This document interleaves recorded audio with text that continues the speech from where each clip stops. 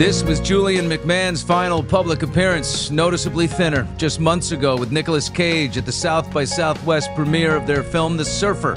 His wife Kelly revealed he had, quote, died peacefully this week after a valiant effort to overcome cancer. She went on to say he loved his work and he loved his fans. Julian McMahon had the looks, the talent, and the pedigree, the son of a prime minister and a Hollywood star. But behind the glamour of red carpets and magazine spreads was a family conflict that would quietly shatter his world. When he married pop star Dannii Minogue, it seemed like a fairy tale, until the formidable Lady Sonia McMahon stepped in. Years later, the scars still linger. So, what really happened behind closed doors? And how did Julian McMahon's mother's judgment change everything? Check out how Julian McMahon's mother ruined his marriage. Just look at them now. Dannii Minogue's saga with Julian McMahon's socialite mother. Behind every Hollywood love story lies a twist. And for Julian McMahon and Dannii Minogue, that twist came in the form of one woman, his mother. In the golden light of early 1990s Australia, two rising stars collided. Julian McMahon, suave,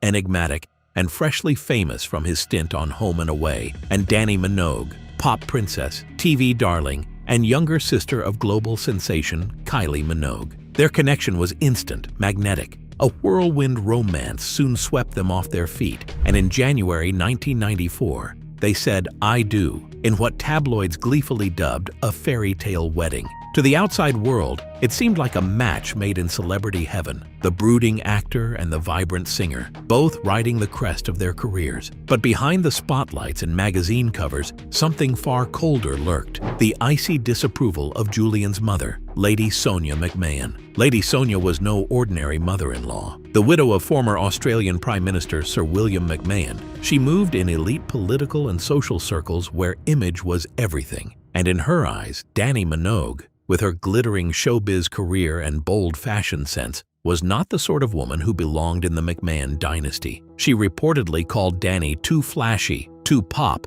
and not dignified enough. Dannii wasn't just unwelcome, she was unwanted. There was no relationship, she later revealed in an emotional interview. She wouldn't speak to me. I wasn't allowed to be near her in the house. On one occasion, Julian had to run inside his family home to collect something while Dannii waited outside alone in the car, not as a daughter-in-law, but as an outsider. It was as if I had done something wrong to the family, she said. But I hadn't done anything wrong. Even on their wedding day, Lady Sonia's resentment cast a long and ominous shadow over the proceedings. Dannii recalled how Lady Sonia had initially refused to attend the ceremony, and when she did finally arrive, it was with a palpable air of disdain that was impossible to ignore. Lady Sonia ended up causing a scene, a memory that still lingered with Dannii. The situation wasn't exactly the greatest, and Dannii had tried to stay away from it, focusing instead on enjoying the day as much as possible amidst the tension. The pressure mounted rapidly, placing Julian in an impossible position between the woman he loved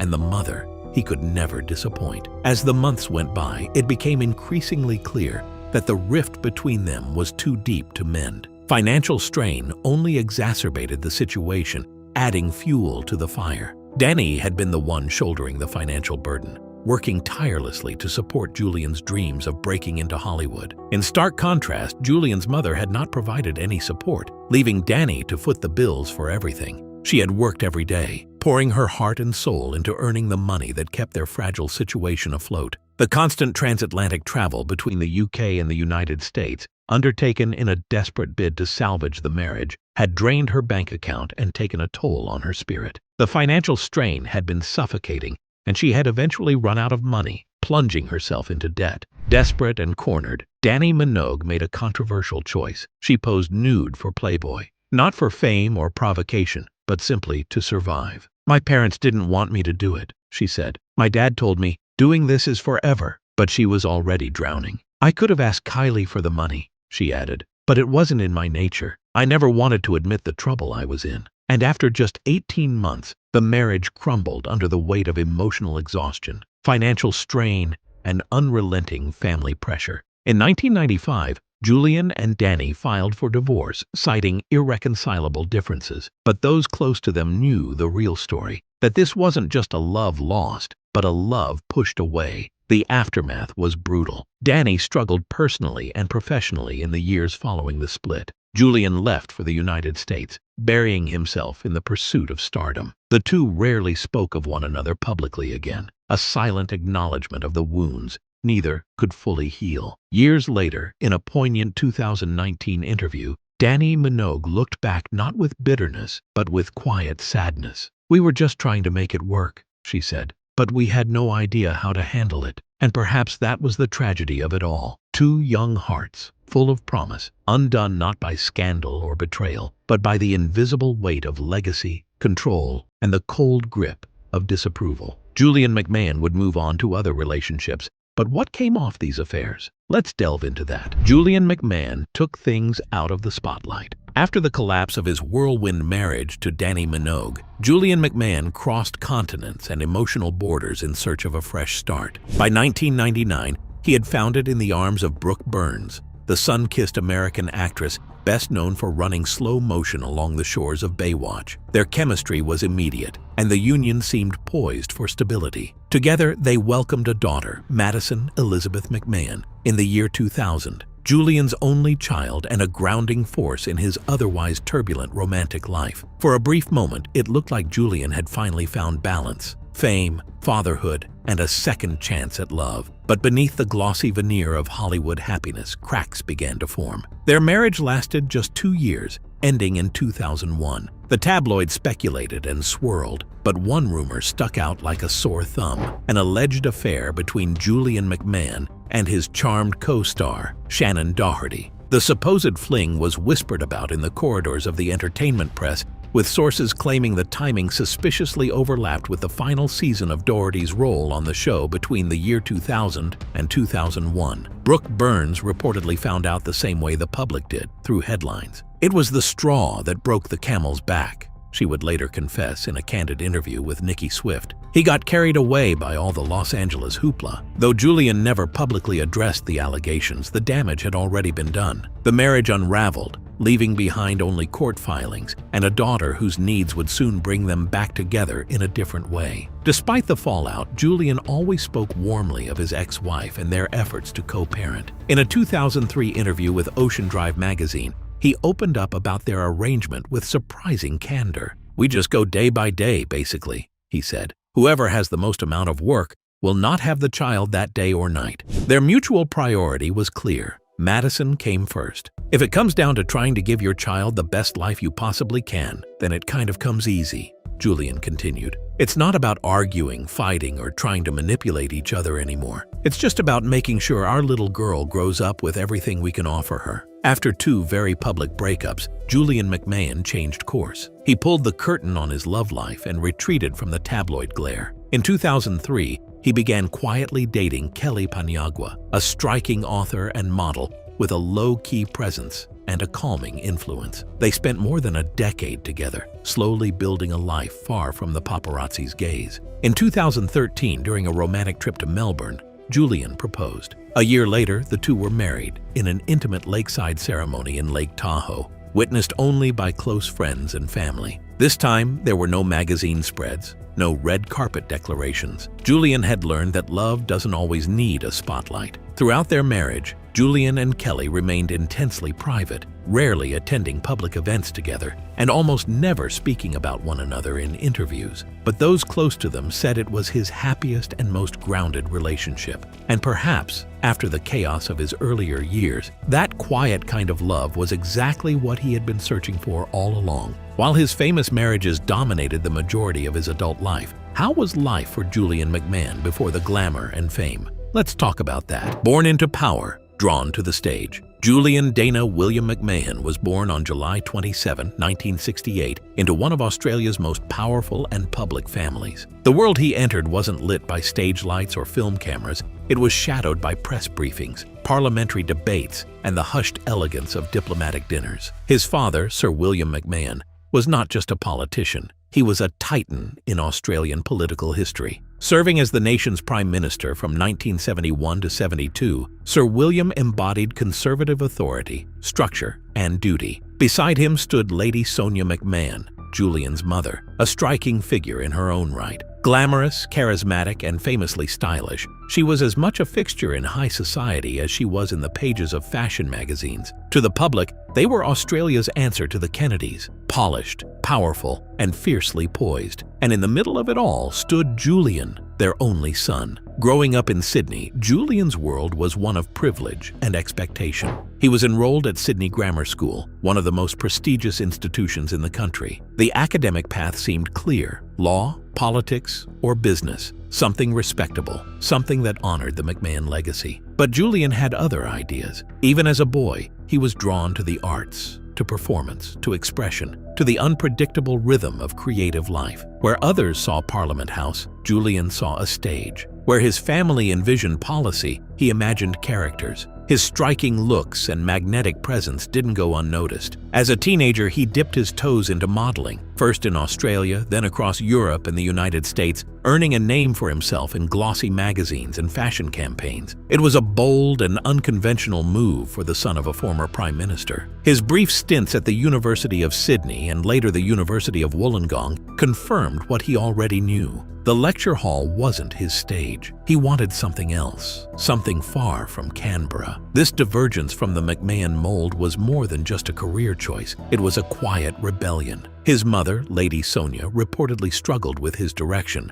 finding it difficult to reconcile her son's artistic ambitions with the family's image of prestige and tradition. Still, Julian pressed forward, determined to forge his own identity, not as the Prime Minister's son, not as a political heir, but as something entirely his own. From these early days, torn between legacy and longing, Julian McMahon began a journey that would eventually take him from the polished corridors of power to the gritty sets of Hollywood. It was a path few expected him to take, but for Julian, it was the only one that ever truly made sense. So, did the lights of Hollywood bring him good fortune? That depends on who you ask. From runways to dark magic and plastic surgery, Julian McMahon didn't just walk into fame, he smoldered into it. With cheekbones sharp enough to cut glass and a gaze that hinted at both danger and charm, it was no surprise when Julian McMahon's early modeling career took off like a flashbulb. In the late 1980s, long before Hollywood came calling, Julian found himself strutting down runways in Europe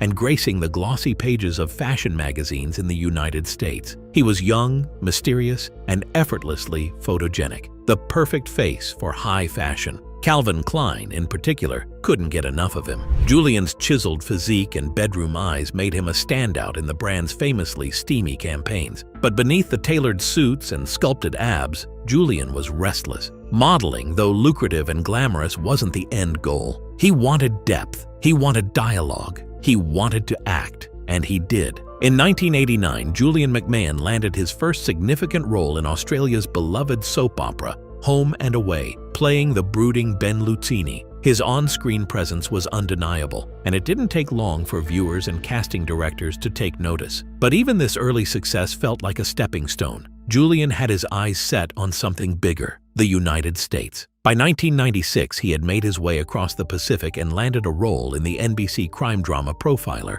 playing the slick and cerebral John Grant. It was his first major United States television role, and it began carving out the image that would follow him for years: the charming bad boy with a shadowy edge. Then came the role that would turn him into a pop culture icon. In the year 2000, Julian joined the hit supernatural series Charmed as Cole Turner, a half-demon torn between evil and love. His chemistry with co-star Alyssa Milano was electric, and fans couldn't get enough of the tortured romance between Cole and Phoebe. Julian's portrayal of a villain with a vulnerable core became a hallmark of his career: dark, seductive, and layered. Charmed elevated him from a rising actor to a household name. But it was FX's provocative drama Nip and Tuck, a show that ran from 2003 to 10, that truly pushed Julian into the global spotlight. As Dr. Christian Troy, a narcissistic plastic surgeon with a complicated soul, Julian delivered a performance that was as unsettling as it was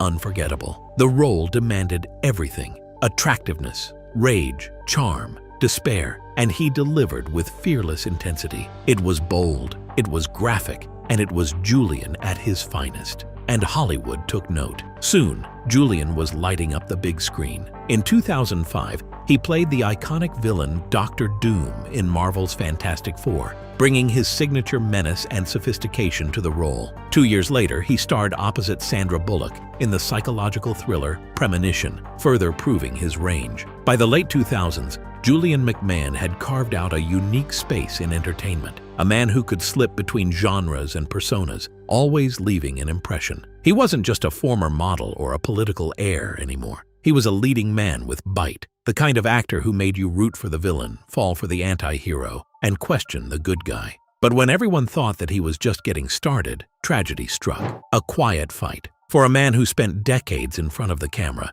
Julian McMahon chose to fight his final battle far away from the spotlight. In the late 2010s, fans noticed a shift. Julian, once a constant on television screens and red carpets, had started stepping back. Roles became fewer, appearances rare. While some assumed he was simply enjoying a quieter life after years in the industry, the truth was far more sobering. Julian was battling cancer. True to his nature, he didn't make a spectacle of his suffering. He kept the diagnosis private, known only to his closest circle. There were no social media announcements, no tabloid exclusives, just a man quietly facing the unimaginable. He poured his energy into the things that mattered most: his family, his health, and his art, albeit on a smaller, more intimate scale. He took on selective indie projects, finding comfort in storytelling without the pressure of blockbuster fame.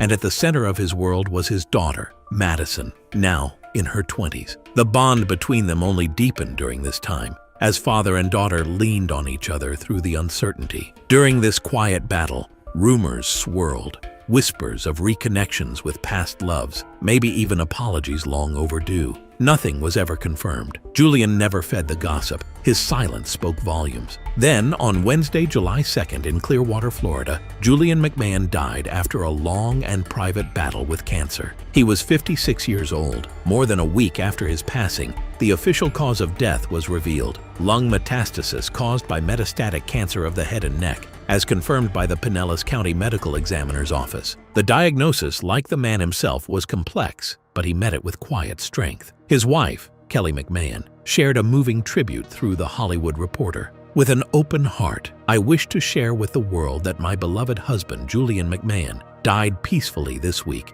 after a valiant effort to overcome cancer. Julian loved life. He loved his family. He loved his friends. He loved his work. And he loved his fans. His deepest wish was to bring joy into as many lives as possible. We ask for support during this time to allow our family to grieve in privacy, and we wish for all of those to whom Julian brought joy to continue to find joy in life. We are grateful for the memories. Tributes poured in, celebrating Julian's life and legacy. Alyssa Milano, Holly Marie Combs, and Rose McGowan, his co-stars from Charmed, posted heartfelt messages that fondly remembered his generosity and warmth. Iowan Grufford, his castmate from Fantastic Four, affectionately referred to him as a gentle giant. Nicolas Cage, who had the opportunity to work with Julian on The Surfer, shared his condolences, revealing that he had spent 6 weeks working alongside Julian and had been deeply impressed by his talent. Cage recalled that their scenes together on The Surfer were among his favorites, and he cherished Julian's kind and intelligent nature. He offered his love and support to Julian's family during this difficult time. But perhaps the most powerful tribute came not from a fellow actor, but from his daughter, Madison. In a quiet statement posted to her private Instagram story, she wrote, "He taught me how to find light in the darkest rooms. He was my hero. He still is." Julian McMahon's final act wasn't on screen. It was in the way he chose to face death, with dignity, with love, and without ever asking for applause. Thank you for watching. Like, comment, and subscribe. Also, check out another interesting video by clicking on the video shown on your screen. See you on the other side.